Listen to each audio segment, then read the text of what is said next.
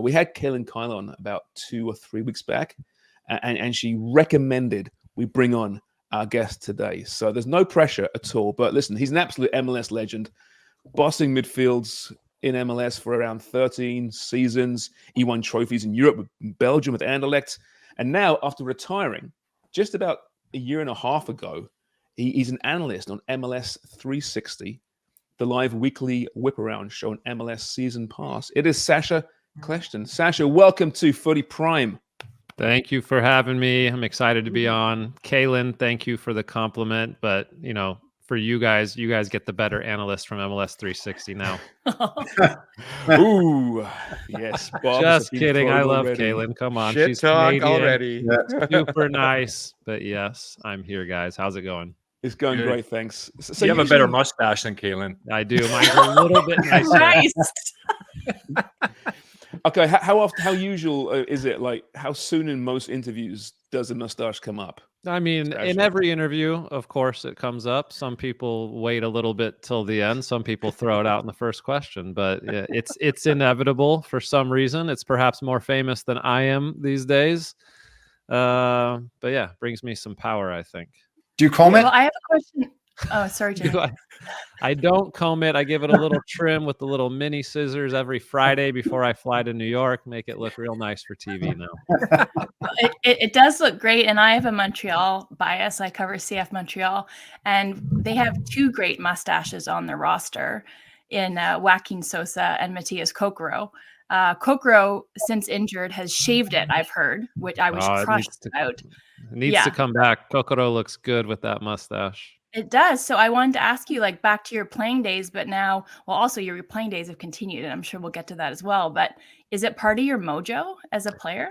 Yeah, you know, the way it started was when I was playing at Anderlecht. We won like 3 games in a week. You know, we played like a Saturday, Wednesday, Saturday, something like that. We won all 3, and so then I said, okay, I'm not going to shave until we lose or draw a game. And we went, I think, 13 games straight winning, which is absurd, right? That rarely happens. And part of it also was that there was a little Christmas break in there. So then I went home and then I came back, and I don't know. And then after that, I just liked it. And so it always just stayed after that. About 2 years ago, I shaved it all off, shaved clean one day, and my kids were like, "Whoa, do not do that again.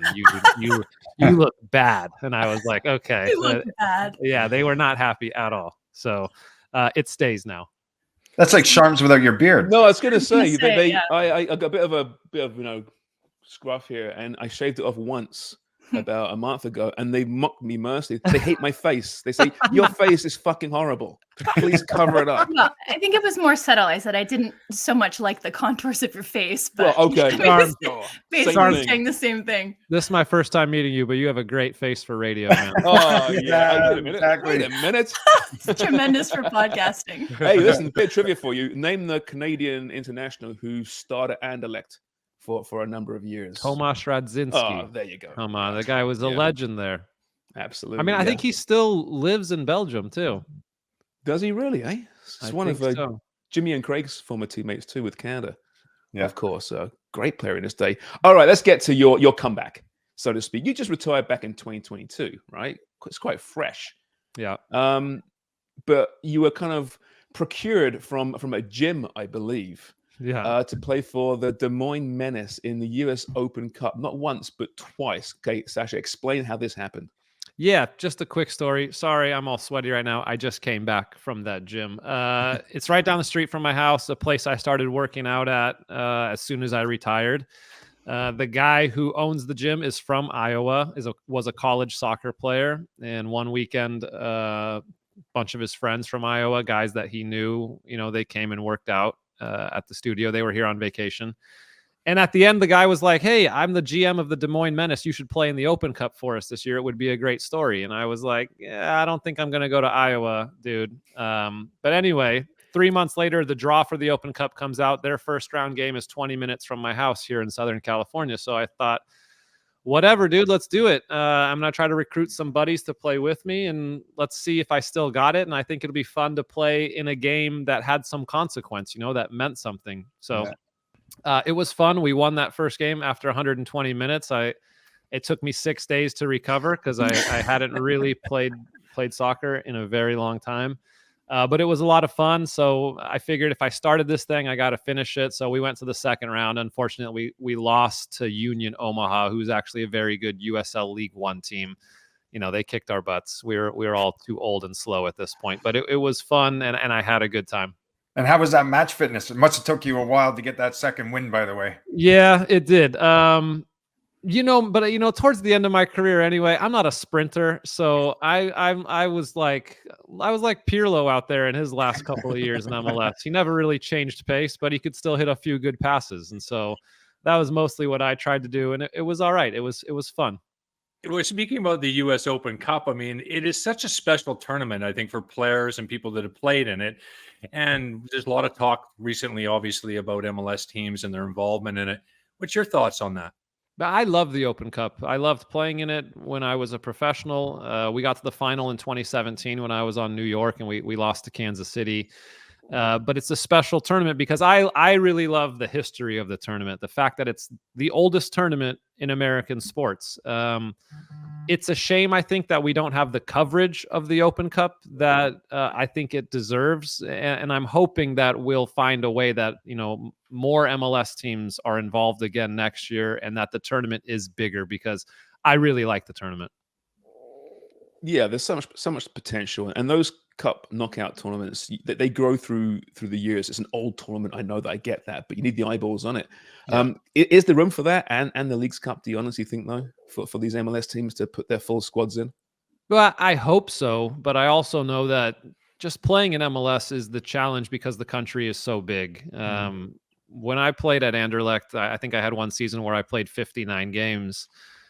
And none of us were complaining because, well, first of all, the travel isn't too long, but also I'd rather be playing a game every 3-4 days than to be training all week, right? So I understand that fixture congestion is a big topic these days amongst all teams in the world and all players. We see guys that play on the biggest clubs that go to Champions League finals and then play in the World Cup or the Euros or whatever in the summer. Some of these guys are pushing 70 games on a season. But I'd rather watch more soccer and I'd rather play more soccer than to be practicing all the time. So I hope we can find a way. Maybe the solution is just bigger rosters inside the league. And that would be great, I think, for everybody. Yeah, that's a good point. You talk about too much football and yeah, there probably is. But if you look at this potential FIFA Club World Cup, for example, which your bosses at Apple are rumored to be highly involved in, which is kind of exciting. The concept's incredible, isn't it? But how do you get these? How do you squeeze these games in addition to everything else, and maintain the players? Is it purely bigger squads? Is that the solution here? Yeah, I mean, yes, but we also don't want to lose the quality of the squads, right? When we see all these teams come to the U.S. for this massive World Cup style Club World Cup next summer, we also want to see all the best players playing, right? We don't want to see all the young kids playing. We want to see the superstars playing in our backyard. So yeah, I understand the fixture congestion. I do think that we've got to find some solution. I don't know if it's shortening the season so that these players are getting a better off season, because let's be honest, the guys at the top level are getting 3 weeks off of the year, maybe 4 weeks. And that's probably not enough. They're going to get burnt out at some point. The game's evolved so much though in North America. I mean, even through your career as well, you went away to Belgium, of course, you came back. Looking at the sport now and MLS as it is compared to when you first started playing the game, we can talk about the TV deals and how there's more eyeballs, and I get all that. But from a footballing standpoint, how far has the game grown, and where is it, do you think, in the world rankings at this point? World rankings, I'm not sure. Probably somewhere between 10 and 15 in the world. Which I think is great. I think the quality on the field has gotten better when we've introduced TAM into Major League Soccer, the ability and the U22 initiative to bring younger players, to pay them more, to get these players that are 18, 19, 21, 22 to come here first before they go to Europe instead of going straight to Europe, I think has been really good and raised the level of the league. I mean, I remember when I started, there were 12 teams. I'm pretty sure I played against Jim in the very first game for Toronto FC. It was at Chivas, and they were, I think, the 13th team in the league, right. which is wild. Next season, we'll have 30. It's almost hard to comprehend also, like the soccer stadiums as well. Back then it was only Columbus, and then Toronto came in, and then the Galaxy. There were like 3 soccer specific stadiums. Now nearly every team in the league has one, minus a couple that share. So it's hard to even put into words for me. Like I'm a proud MLS fan, and so it's just been awesome to see the growth. Do you think that the plans for the Cube in New York, and then this to add to the infrastructure that's already quite impressive, do you think that that's helped to shift the perception of MLS? Because we talked about the rankings and what soccer heads or footballing heads think of the league, but I think what pundits, fans, players like throughout the globe think of the game in North America has shifted as well towards the positive, don't you think? Yeah, 100%. It's shifting, and it continues to shift. You spoke about New York City Stadium. I think once that's finally built, it will probably be the premier stadium in America. And of course, having a stadium in New York City, I think, is the dream for everybody. I was a Red Bulls player, but I cannot wait to see that stadium. I can't wait to be at a game at that stadium and see what it's like, because I think it'll be fantastic. And we've seen that across the league. I haven't been to Cincinnati's new stadium yet. I've heard that's amazing. I've gone to a few of the other new ones: Austin, Nashville, Columbus. Those are awesome. The infrastructure in MLS is, I think, our biggest selling point. I was recently talking to a player who had played in MLS for a while, went back to Europe, and within 5 days of being back in Europe was like, man, what did I do leaving MLS? Because the infrastructure of the club, every club now has a beautiful training ground. They've got a pretty nice stadium. You get paid on time every 2 weeks, no matter what. You know where your money is coming in. You can't say that unless you're at a top 5 club in any league in Europe. If you're not at one of the top 5 clubs in the league, you probably don't have that infrastructure, which I think is our biggest selling point for Major League Soccer. I remember all of us guys that were talking to European players when we were playing over there, they all talked about MLS, and they all wanted to be part of that. And, how did you get over there? And, I remember Frankie Yallop made the move to Tampa Bay Mutiny from Ipswich, and it was a big deal. And certainly the players want to come over and be part of it. And like you say, the infrastructure and the stadiums are just absolutely top drawer now. Definitely. I still have a lot of friends from Anderlecht, a lot of the younger guys, because all my generation are old and retired now, but some of the young guys I played with who are now in their prime or getting to 30 to 32 years old, they always are sending me messages on WhatsApp asking about MLS. Can I connect them with teams? Living in the United States and Canada also is just, big picture. A lot of people want to come over here and live here for the quality of life and for the opportunities that arise even in the post-playing career. Yeah. San Diego's coming in next. So there's going to be 30 teams in the league. Do you think that's too many? And will they have further expansion? I don't know if there will be further expansion. We'd have to ask Don Garber and get his answer. So I don't know, but 30 is a lot, but I don't really see the quality of the league dropping that much when I've seen some of these new teams come in. They give expansion teams more resources than, for the salary budget and the salary cap and stuff like that for their first couple of years in the league. So we've seen a lot of expansion teams come in and do really well. Cincinnati did poor when they came in. I don't think they managed it well, but Nashville has done well. Miami did pretty well in their first couple of years. LAFC has been I think the golden child of expansion, of how good they have been since they've come in. So I think if you hire the right people, you build the right infrastructure, you sign the right players early on, I think all these expansion teams can compete. I mean, look at St. Louis last year. Unbelievable. Like they built an identity, and the thing that they did really well was getting a lot of players to come in about 6 months before and get settled in St. Louis before the season actually started. So if San Diego, I think, follows their game plan, we'll see some quality out of that team as well. And we won't see the level of the league dropping because we've added so many teams. It's fascinating, isn't it? Given the World Cup's in a couple of years' time, on home soil, and what that can do for the momentum of the sport on this continent. I'm sure you remember '94. You're obviously a kid, Yep. and what that did for you as a football fan, and how much bigger can the game grow over here with a World Cup on home soil? Yeah, I didn't watch the 1990 World Cup, or if I did, I don't remember it. And then so 94, I was 9 years old. My son will be 9 years old in 2026, and USA has 2 games here in LA. I hope that he's able to be at both of them. I hope he, along with so many other kids, catches on to what world soccer is. Like, I had no idea about national teams before the 94 World Cup. And then after that, I was like, look how many foreigners from around the world have come to our country to watch what is basically the biggest sporting event in the world. And so I'm excited that we have it in our backyard. USA, Canada, Mexico, all the next generation will see this and hopefully be inspired. And then it grows. Like, MLS grew out of the 94 World Cup. I think that we've got to continue to grow MLS after the 2026 World Cup as well. Sash, how's the transition been from player to broadcast for all of our players here who played formerly? You know, the transition's real. How was realizing, hey, I'm not at that level anymore, and I'm now moving into another, obviously challenging being a broadcaster, but like, what was that? Hey, I'm no longer going to be a football player. What's that like?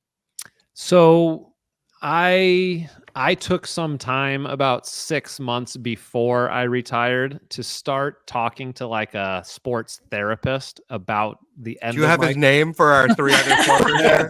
Share it, Because we know, Please. especially these 2. Where are they? Not wrong.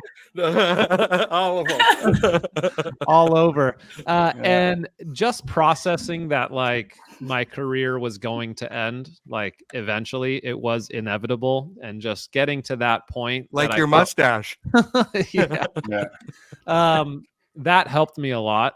And then I also think I'm fortunate that even before I decided to retire, Apple and MLS were offering me a job to do what I do now, which I think I'm pretty lucky, because I know and had a lot of friends who retired and didn't know exactly what they wanted to do or what they were going to do, and that transition was really hard for them. So I think the fact that I prepared myself mentally, but then also was fortunate enough to like have a job offer in doing something that I really like, that keeps me involved in MLS. So I feel lucky. I think my transition has gone really well. I still have tried to find ways to like keep that competition. You know, the Open Cup was one, but I also play in a basketball league on Wednesday nights here in Southern California. And then on Saturday mornings, I play in a 6v6 soccer league in New York City with a couple of ex-pros as What, well. are you flying in to work and then playing in a 6v6? I fly Friday afternoons. Oh, that's fucking I awesome. get into New York Friday night, and then Saturday morning we play. We go to the pub after. We watch Premier League for a couple of hours, and then I head up to the studio and I watch more soccer all Saturday night and get to talk about soccer. So I'm living the dream, dude. Let's be honest. That's a good weekend. I like that Saturday. When Apple made that offer to you and you were in the twilight of your career, was that kind of a light bulb moment for you, thinking, oh, this has never occurred to me, like this is what I want to do? Did you have something else in mind? I was 99% sure for probably the last 10 years that I would become a coach. And I went and got my coaching licenses during my last couple of years of playing. And then Fox asked me to work at the 2022 World Cup. And so my season had just ended, and I was sure I was going to play again in 2023. So I started having conversations with the club about playing again. And then while I was in Qatar, I met with friends that were coaches. I met with everybody I worked with on TV, just asked a lot of questions. And I basically came to the point where I saw that coaches are 6 a.m. to 6 p.m. and then they go home and then they work some more. And I know myself, if I'm going to coach, I'm going to be all in. I'm going to be the best coach that I possibly could be.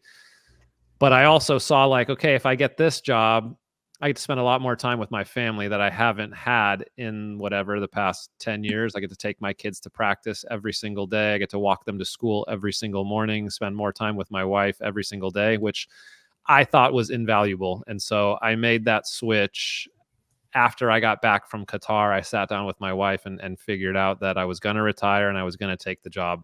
So it really kind of came together pretty quick. And then all last season, I had like a media coach who was coaching me on, you know, just different bits about being good on TV and all this kind of stuff. So like I said, whatever I do, I want to be the best at it. So I've really enjoyed this new challenge because I was like a rookie again. I was like learning everything on the fly, trying to be the best I can be. And I feel like I'm still working at it and I'm enjoying it.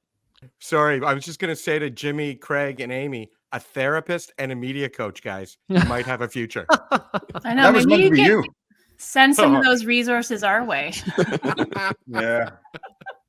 Being on TV, I did find that was interesting and a little bit different from playing, obviously, but it's unpredictable a little bit. You never know what's going to happen, as well as what looks on camera and what looks good in real are two completely different things.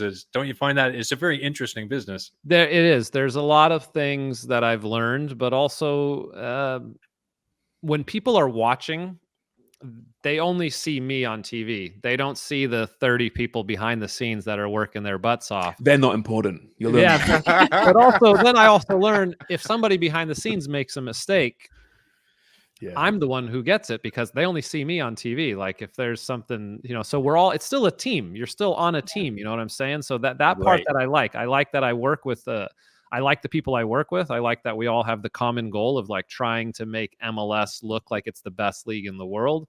And then I also get to analyze and watch the game because I'm at home every Saturday anyway. If I didn't have this job or when I was playing, I would watch every game throughout the league and I'd be like, okay, analyzing what's happening. How can I exploit that guy when I play against him or whatever? So I'm trying my best to try to put that out there when I'm on TV as well. Like, as try to show your expertise and also help the fans understand the game somehow at a deeper level. When I played, and I'm aging myself here, but I retired in 2010 when I had my oldest.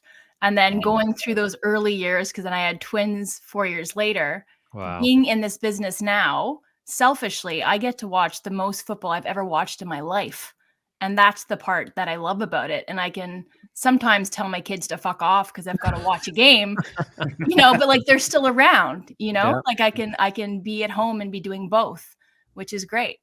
Yeah, it's awesome. I mean, both my kids play as well. And so they love the league and they've got their favorite players and all that. So it's been fun to connect with them that I come home on Sunday at noon and they're always mentioning like the best goals of the weekend and how they were watching the show and stuff. So it's been awesome that we connect that way as well. I'm lucky that both of them love soccer as well.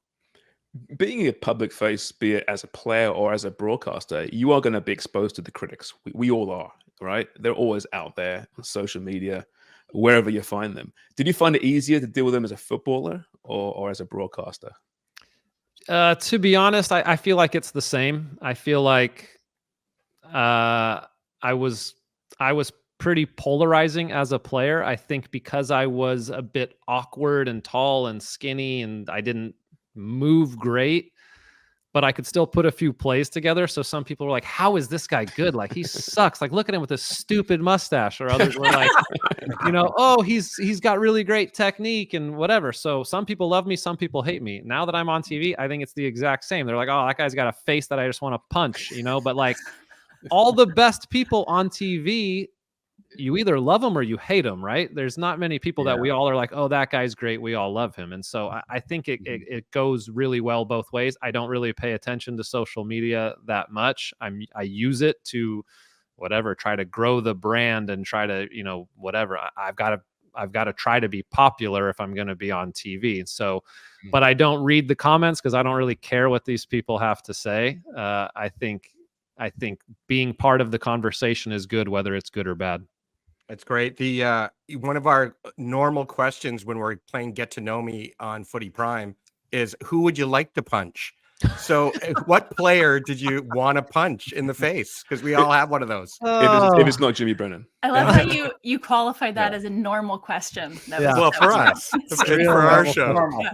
You know what? I'll give this answer because I've noticed this with a lot of players, and I think a lot of people said this about me as well. Even my wife, she would watch me play and she would be like, you are a different person on the field than the moment you step off it and you're back with me. Like you're crazy out there sometimes. So Kyle Beckerman, absolutely hated playing against him. He just got under my skin. He talked a lot of shit. He was a great shit talker. And I was just like, I just want to punch this guy one time. But then you get off the field, and I've been on the national team with him for a decade, was the nicest guy ever. So chill, you know, with the Rasta dreads, everything's great. Everything's easy. Get on the field, ultimate competitor. Always wanted to fight him. That's a good Good answer. answer. That answer. Good answer. Yeah. Who almost finished here, Sacha? Who was the best player you played with? The best player I played with, I don't know if any of you guys will ever have heard of him. His name was Mbarak Boussoufa. He was a Moroccan player from played at Anderlecht. Before Anderlecht, when he was younger, he was at Chelsea and Ajax. Then he came to Anderlecht. He was Belgian Player of the Year twice. Then we sold him to a team in Russia. If you remember those like 2 years, there was a team called Anzhi Mahachkala that had Roberto Carlos and Samuel Eto'o and all these guys. He went there for the big money. But he was 5'4", 130 pounds, right foot, left foot, the same, could do anything with the ball, could get goals, could get assists. If you're bored and you're listening to this, anybody, Mbarak Boussoufa, go on YouTube and watch him. He was unbelievable. Another one was a guy named Matias Suarez, Argentine striker from Anderlecht. After Anderlecht, he went back to Argentina and played for River Plate, and he probably had 15 or 20 caps for the Argentina national team. Could dribble by anybody, could score in different ways with the right foot and the left foot also. I feel very lucky in my days at Anderlecht that I played with a lot of very good players. We only wanted one. I could go all day. Well, we're out of time, unfortunately. Sacha, this has been great, by the way. I really enjoyed it a lot.